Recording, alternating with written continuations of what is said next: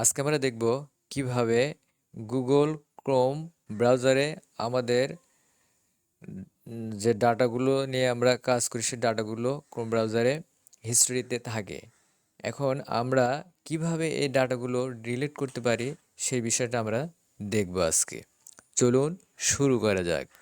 প্রথমে আমরা যাব হচ্ছে থ্রি ডট।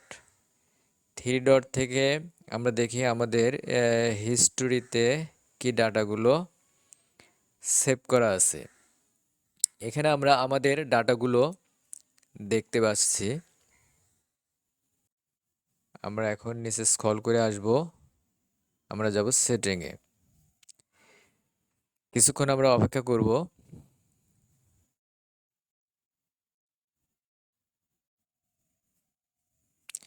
এরপর সেটিং থেকে আমরা চলে যাব প্রাইভেসি অ্যান্ড সিকিউরিটি।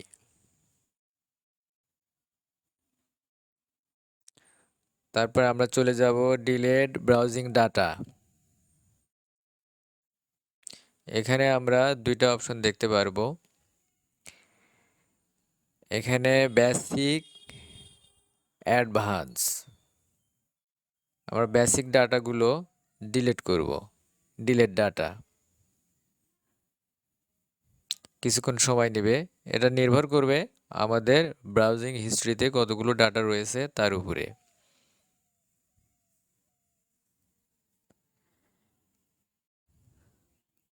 এরপরে আমরা আবার যাব ডিলেট ব্রাউজিং ডাটা। সেখান থেকে অ্যাডভান্স লেভেলের ডাটাগুলো আমরা ডিলিট করব।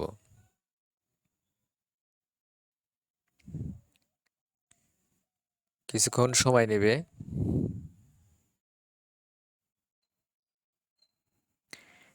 এখন আমরা যাব আমাদের হিস্ট্রিতে।